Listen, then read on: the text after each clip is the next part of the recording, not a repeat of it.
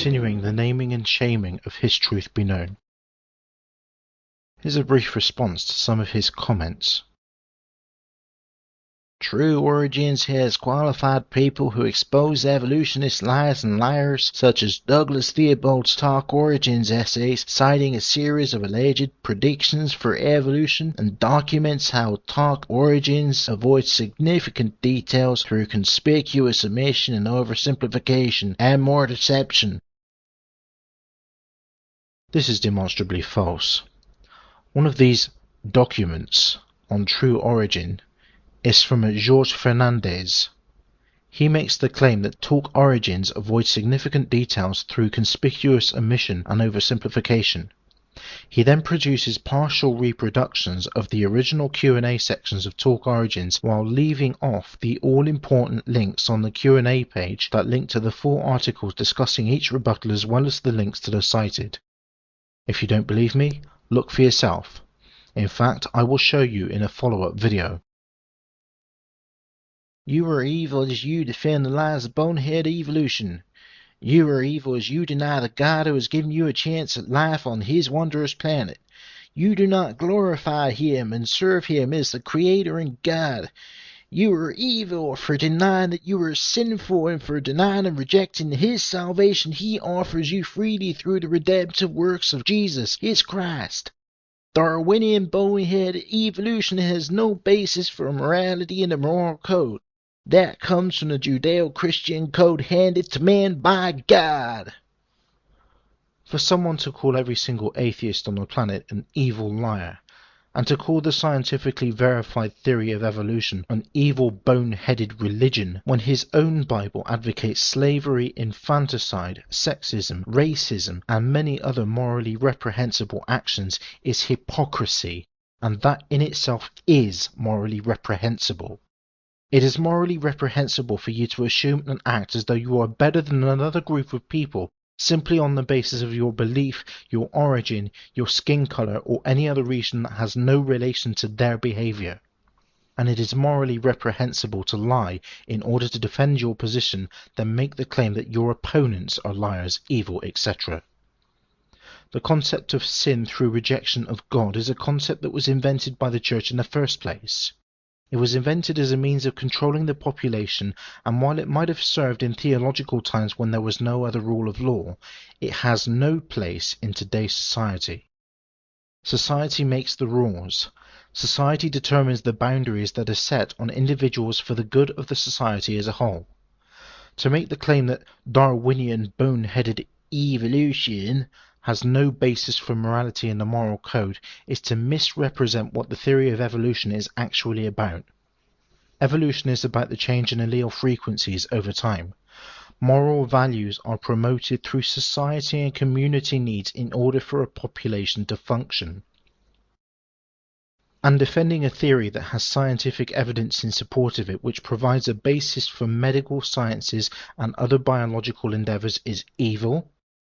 Well, if you believe that, then maybe you need to stop receiving medical treatment immediately and go back to using leeches in a time when modern biology was nowhere to be seen.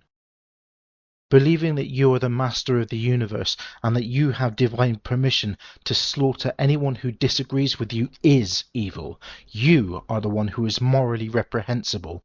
And before you argue that this isn't what the Bible says, read Genesis, Leviticus, Exodus, Deuteronomy, Isaiah, Job, and Revelation, among many others. And before you say it, I have read the Bible, 4 separate editions. The King James Version, where all those funny dates come from, saying that the earth is only 6,000 years old. The New Living Translation, the New International Version, and the contemporary version for young people called The Message. To claim that without a sky daddy everybody would be a killer and a rapist is morally reprehensible. You disgust me, His Truth Be Known, because you are an insult to the suffering and the hard work that mankind has had to go through over hundreds of millennia of development. History shows that many have died at the hands of atheists. Hitler, Stalin, Pol Pot, Mao, the unborn by abortion. First of all, Hitler was a Catholic. He never repealed his faith, he redefined it. All of his soldiers wore swastikas that were emblazoned with the words "God with us." Secondly, Stalin was indeed an atheist, but he never set out to kill anyone in the name of logic and reason, because that would have never served his purposes. Atheism is simply a lack of a belief in a deity, and whatever else Stalin was, whatever sort of person Mao, Pol Pot, and the other dictators the world over are, they did not commit their crimes in the name of atheism. I mean, how can you commit your crimes in the name of no God? Nobody would fall for that. Atheism sets no standards by which to live. In any event, I would not stand by these people. I would reject them for the tyrants that they are. Contrast this to a theocracy, where a tyrannical king goes out and kills in the name of God. His people stand by him, not out of loyalty for him or out of an agreement and support of his actions, although some undoubtedly did, but out of fear for their eternal soul and the fear of an eternal hellfire. That is the power and the evil of religious dogma, fundamentalism and fanaticism. And as for the issue of abortion, that is between a woman and her partner if she has one. It's a very private matter and a decision that is difficult enough to handle without an interfering prick like you getting involved. And what if a woman is made pregnant through the act of rape? Should she suffer the strain on her body of supporting and nourishing a child that would never have been formed had she not been so violated in such a disgusting fashion in the first place? Who are you to demand that of her? I'm here to expose the lies and liars that take the Bible out of context or that support Darwinian boneheaded evolution as if it were a fact and empirical science. You accuse people of taking the Bible out of context, yet you're more than happy to take scientific personalities out of context to fit with your own dishonest creationist propaganda, and you accuse atheists of being evil when you've exhibited dishonest actions yourself. There's a commandment in the Bible about bearing false witness. Where I can show you that it's false, I will. You have failed dismally to do this. All you have shown is your inability to provide evidence for your claims and an inability to present a substantial case. You have demonstrated that all you are capable of doing is reproducing dishonest propaganda material from creationist sites, quote mining, outright lying, there's that bearing false witness thing again, and hate speech. Hate speech, by the way, is evil.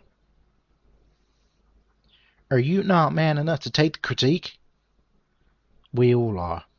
Note that your comments still exist on Largo's video.